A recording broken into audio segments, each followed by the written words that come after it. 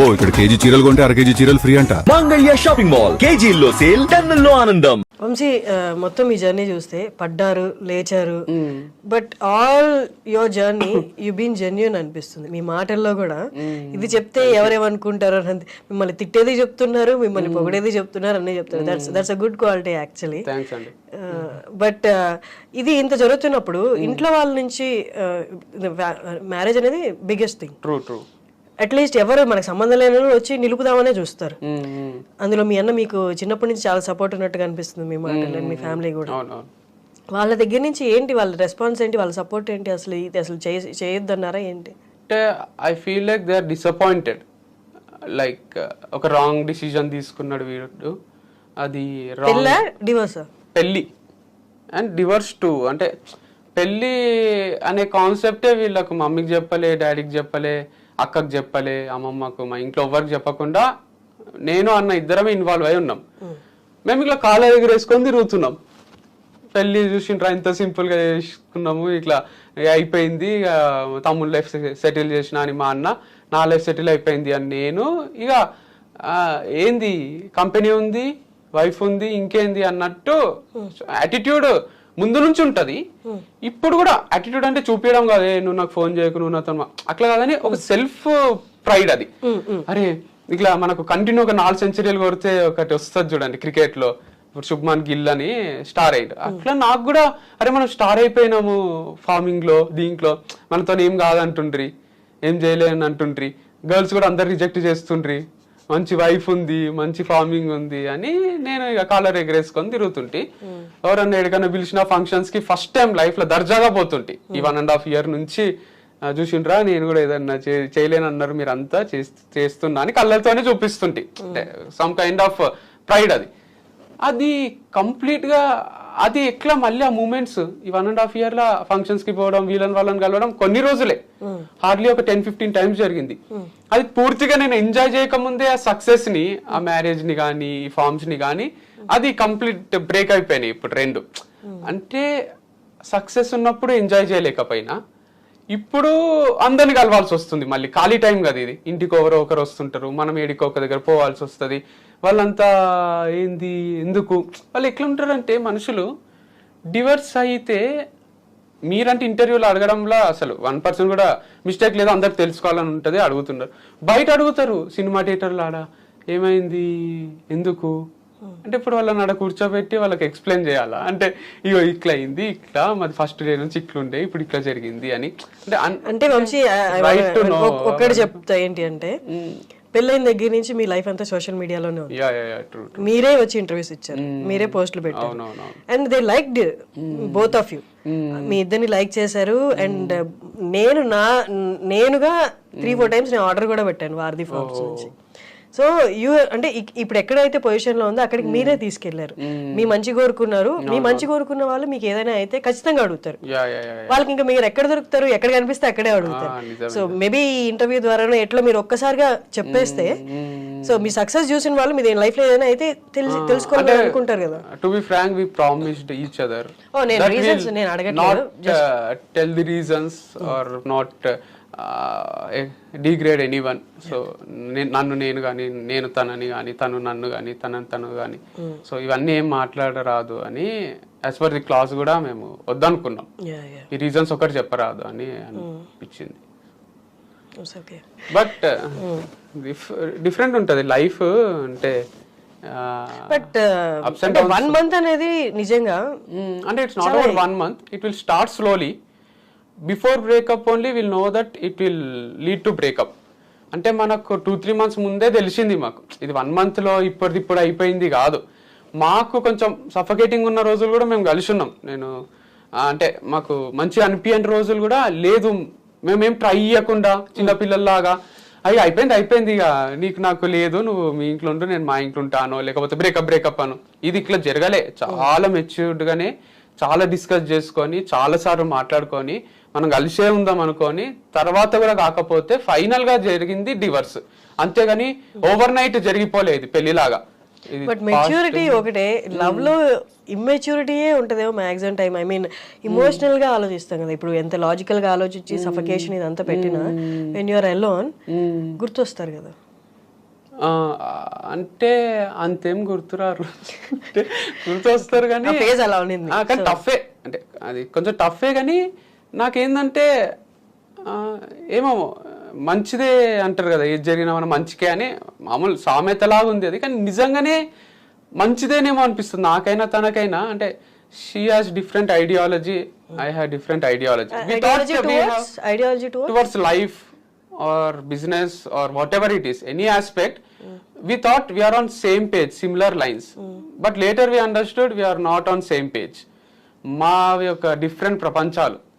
ఇప్పుడు ఏంటి మీ current situation ఏంటి, పెళ్లి మీద మీ ఒపీనియన్ ఏంటి? ఇప్పుడు ఇంకోటి చేసుకుంటారా? అసలు వద్దనిపించింది కొన్ని రోజులు, ఇప్పుడు కూడా వద్దనే ఉంది. అంటే నాకు ఇప్పుడు ఏమనిపిస్తుంది అంటే ఆడపిల్లలతోని ఫ్రెండ్స్ లాగా ఉంటారు, క్లోజ్ అయితే కొన్ని బెనిఫిట్స్ ఉంటాయి.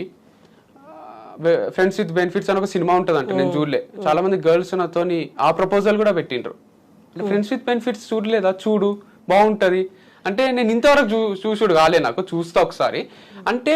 చూడొద్దులేండి, అవసరం లేదు. దట్స్ డిఫరెంట్ వే, మీకు సెట్ కాదు. అదే నాకు సెట్ కాదు అనిపించింది ఆ టైటిలే. సో నేను అదంతా వద్దు అనుకునే మ్యారేజ్ అనే కాన్సెప్ట్ పట్టుకున్నా. ఇప్పుడు డివర్స్ అయినాక అనిపించింది ఇట్లా జస్ట్ గర్ల్స్ తో ఫ్రెండ్స్ లాగా ఉండాలి, ఏం ఎక్స్పెక్టేషన్స్ పెట్టుకోరాదు. నార్మల్గా వాళ్ళతో ఇప్పుడు బాయ్స్తో మా క్రికెట్ టీమ్మేట్స్తో ఉంటాం చూడండి, అట్లా పార్టీ చేసుకుంటే కూడా కుక్ చేస్తుండాలి వాళ్ళు. మా ఇంటికి మా అన్న ఫ్రెండ్స్ గర్ల్స్ బాయ్స్ వస్తుండ్రి, మా మమ్మీ బిర్యానీ చేసి పెడితే అందరు జోకులు వేసుకుంటుండ్రి, నవ్వుకుంటుండ్రి, ఇట్లా హై ఫైల్ ఇచ్చుకుంటారు, నార్మల్గా ఉంటారు. ఆ లైఫ్ స్టైల్ కాలేజ్ ఉన్నప్పుడు ఎట్లయినా ఎంజాయ్ చేయలే. పెళ్లి అని డిఫరెంట్ జోన్లోకి వెళ్ళిపోయినా. ఇప్పుడన్నా చెయ్యిస్తే బాగుంటది, అది కూడా చూడాలి కదా అనిపించింది. కానీ నా భయం ఏంటంటే ఆ ప్రాసెస్ లో మళ్ళీ లవ్ లో పడతా నేను. మళ్ళీ వాళ్ళకు నన్ను పెళ్లి చేసుకుంటావా అని అడుగుతా, వాళ్ళు కట్టన చేస్తారు. పెళ్లి చేసుకుంటే మళ్ళీ ఒక సెకండ్ మ్యారేజ్, అది ఫస్ట్ దే. ఇక తర్వాత వద్దనిపించి మళ్ళీ సెకండ్ మ్యారేజ్ చేసుకొని మళ్ళీ మా ఇంట్లో ఈసారి అయితే ఇట్లా తల పట్టుకొని కూర్చుంటారు. ఇప్పుడు ఏంటి దానికి మీరు అలిమనీ ఇవ్వాలా? అదే భరణం అంటారు కదా, అదేం లేదు, క్లాజ్ లో అదంతా ఏం పెట్టలేదు.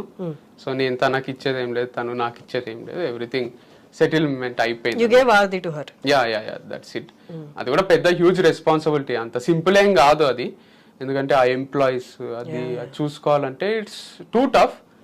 నాకు చూసుకోవాలని లేకిచ్చింది ఏం కాదు, తను అన్న చూసుకోవాలి, నేనన్నా చూసుకోవాలి. నాకు తను ఫస్ట్ నుంచి కూడా ఇన్వాల్వ్ అయ్యే ఉంది దాంట్లో. సో చూసుకొని అనిపించింది, నేను కొత్త స్టార్ట్ చేసుకోగలను అనిపిస్తుంది నాకు. ఏదైనా చేసుకోవడం ఇష్టం నాకు, జీరో నుంచి మళ్ళీ మొదలు పెట్టడం. మీ ఫ్యామిలీ అండ్ మీ బ్రదర్ ఏమన్నారు అని దీనికి? అసలు అక్కడి నుంచి మనం ఇదంతా వెళ్ళిపోయాం.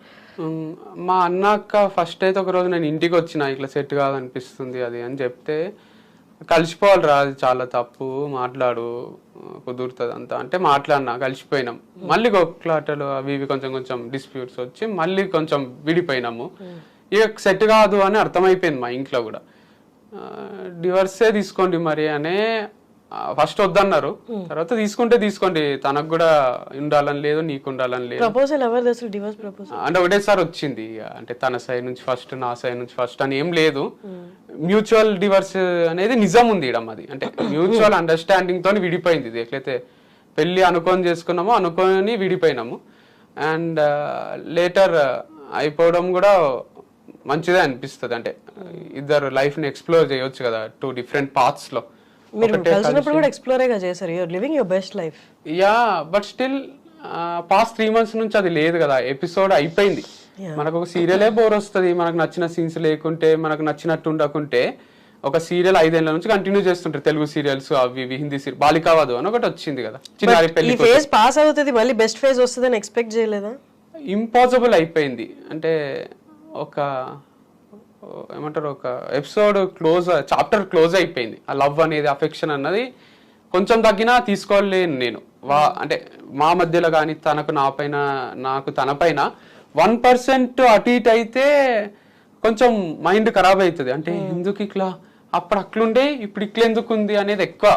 That's what life is. But still మీరు అన్నట్టు హోప్ ఉండింటే మంచిగా ఉంటది.